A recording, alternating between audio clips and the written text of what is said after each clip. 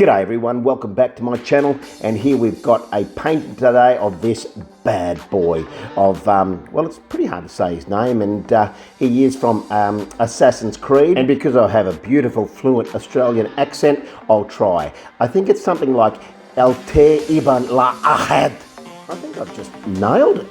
Now enough of the shenanigans, let's get down to business. I'm going to tape this 180 GSM piece of sketch paper to a bit of MDF board, probably about 3 or 6 mil, and then as you've seen I've just done a nice little sketch, and now I'm going to pull out these dreadful, horrible, yucky, the most worst set of acrylic paints I could possibly find, because actually they weren't that bad, they were quite buttery, and I was actually surprised for a pack of $4.50 from Kmart. I was very impressed, but you may be wondering why I've decided to go with this horrible set of Anko cheap brand as opposed to beautiful Matisse or Golden or Schminke, or even the, let's say, Italia brand Interactive. Now the reason why is because they're actually a carryover from one of the previous videos, which was a challenge I'd set myself to be able to paint Igor, which I will link in the description below. And these were carryover, and I thought, well, if I can paint that, I wonder if I could do a semi-realism piece. So I decided to keep the acrylics, and let's see how I go painting this masterpiece that will, of course, unveil before your very eyes. Now I am painting this onto paper, and as you know, water and paper or even cardboard do not mix. That's why I've managed to tape it down to the MDF, just so it doesn't go anywhere, and all the crinkles that will no doubt arise from this particular exercise will be abated by that beautiful blue tape that I've got. Now I've just got a very, very light raw umber going on, or it might be actually a burnt umber, I should say. No, it's not. What is that? I don't know, as you can see I'm narrating this as I go along. I think that that base coat for the, or base or underglaze, if I want to get my artistic terms correct, would have to be, oh, what is that? It's probably a raw, I think it's a raw sienna. Nah, it'd be a raw umber. But anyway, raw umber, and then I'm going into a raw sienna for the face. Now I'm just doing a underglaze, as you can see at this stage, and now because the video is quite long, I'll try and get through it fairly quickly, but I'm just starting to map out all of the highlights on his, I guess it's a shawl or a see-through sort of hoodie, so that when he wants to do all his assassin sort of stuff, he can pull that down over his face and be able to hide his identity. Oh yeah, I've done a bit of research before I started narrating this video, and I'm right up there with my assassin-y sort of stuff, you know, I know all the terms. Anyway, let's get back to the painting, which is, of course, unfolding before your very eyes. Now, I was going to try and alter this painting a little. It was an image that I'd caught off of Netflix, believe it or not, and I thought, gee, that looks cool, and every time I'd see the image, I thought, oh, I'd love to be able to paint that. I wonder if I could. And then after painting that Igor painting with that cheap set of acrylics, as I said earlier, I got the inspiration to try and paint this one. So it is starting to come together, but I had alterated, or whatever the word is, altered the painting or the image a fair bit so that I could possibly get away without getting sued by Netflix and copyright. No, I kid, I jest, I joke. I'm sure they will leave me alone, as I'm not selling any prints or selling the original. I'm just using it purely as an exercise for this YouTube video, I should say. Now, as you've seen there, I've got a really scraggly old strong bristle brush, and what I was doing is just separating the bristles on that particular brush, and now I'm dipping that into that lighter color there, and I'm trying to get that sort of woven, or let's say weave that was on his shoulder, and that way it would kind of make it look like it was actually stitched together. And I'm not going to lie, I did struggle a little trying to get that woven appearance, because I used a fan brush and dragged it in around the creases and the folds, and then in the end it really come down to that bristle brush to be able to just sort of make that dabbing, poking hole. What would you say? Just that sort of see-through weave sort of look. Anyway, we're going to move on to the face now, and but Just having said that, I do want to just touch on the fact that there's no rhyme or reason or one way to do something. If you can think about it and you think it's going to work, why not give it a go? Because at the end of the day, I mean, it's only a matter of having to paint over it, and that's the great thing about acrylics. You can paint over it, you can wait 5 minutes if you do make a mistake, and then it will dry, and then you can go straight back onto that particular area, because it's very frustrating having to start somewhere else while you're waiting for that particular area to dry. But the great thing about acrylics is, like I said, that usually 5 minutes and you can go straight back and rework that area. Now I'm going to start working into the shade, and I'm mapping out the face with lighter and darker tones. I've already got the underglaze as we've discussed, and now I'm just going to start to build up those darker areas to be able to bring out those shady or darker parts of the face. Now, if you've watched any of my previous videos, you'll know that I do like to work from top left-hand corner to bottom right-hand corner, being a right-hander. And that way I don't drag my hand over any wet paint or any detailed work, especially when you really want to be able to concentrate on a particular area. Now, as I'm saying that, I'm now starting to get into that detailed area and being able to bring all of these shades and mapping out that face in such a way it starts to give it that 3D look. You'll see me occasionally dip the tip of my brush into the water, and that just helps me be able to thin the paint out a little. And I personally don't use additives.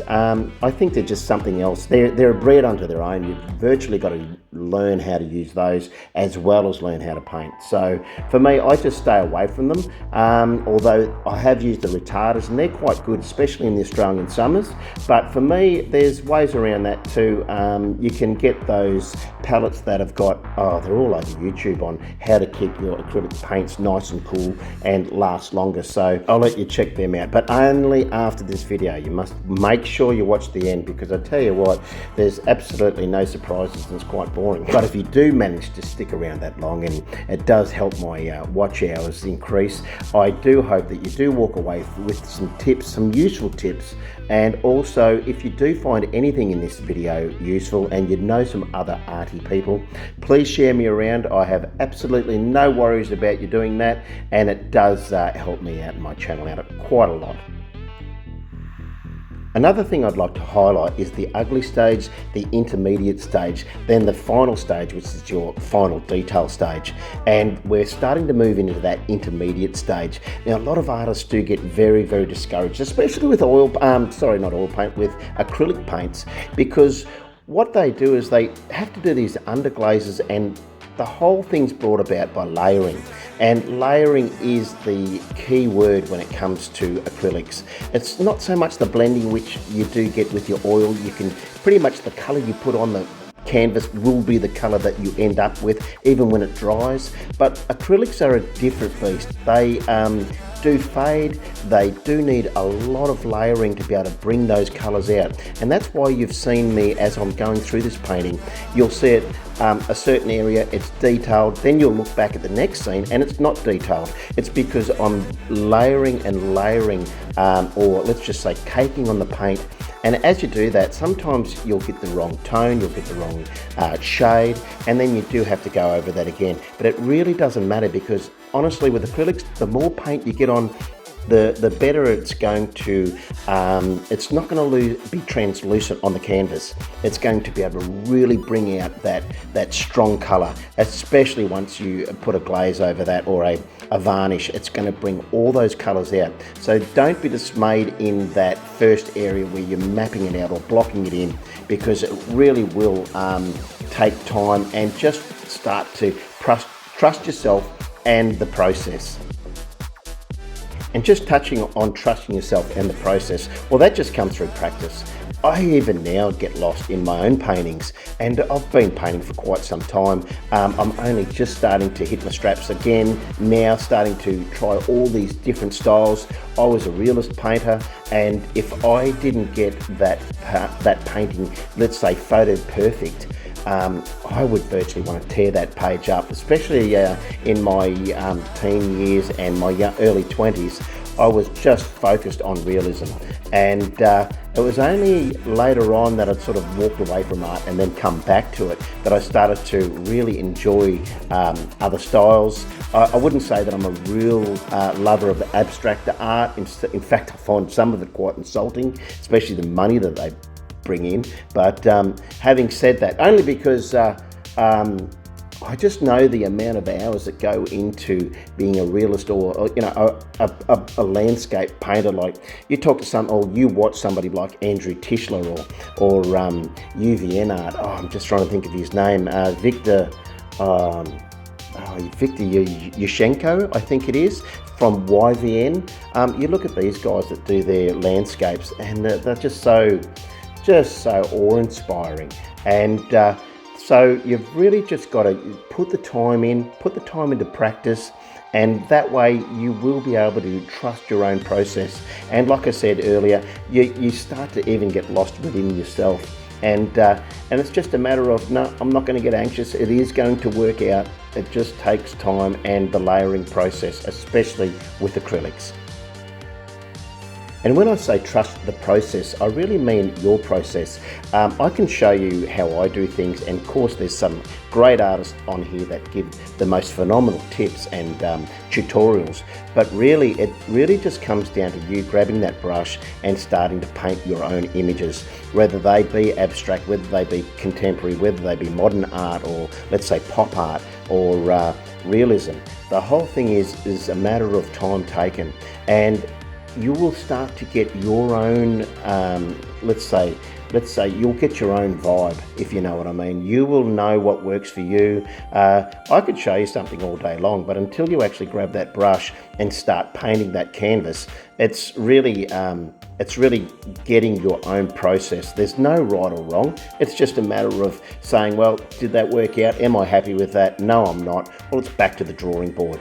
And don't just take your bat and ball and go home. It's not that easy. But I do want to show you with some of my other artworks that you really don't need 20, 30, 10 years of painting experience. With some of these paintings, that's what sort of freed me up, is that with some of these paintings, you can actually get to a point where you're no longer confined by the skill of it.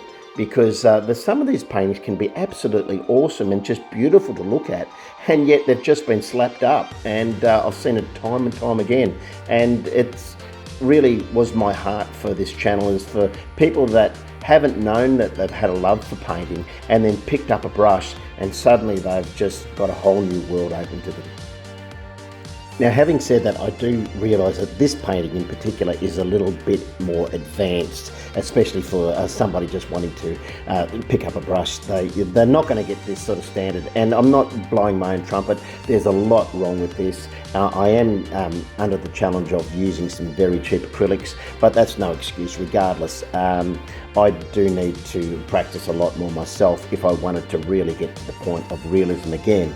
But at the moment, with young family and all those sorts of things and work, I don't have the luxury to spend, as I did as a teen in my earlier 20s, the time taken to be able to really nail that process. But I got to say, I do love portraiture. But having said what I said earlier, I do focus on the easier paintings for my channel, because really, you're not going to benefit from me being able to do this. People can't just pick up a brush and do this particular sort of style, but they can pick up a brush and just start doing awesome colours and backgrounds and big blobs onto the canvas, and then put that on their own wall, sit back and just have a cup of tea and look at that artwork that they've produced hanging on their own wall, and can feel a sense of pride. And plus it makes for a great talking point to have your own artworks hanging around your house for when friends come over. And like I said earlier, if you find anyone that might find any of my work useful, please share me around, and as always, happy painting.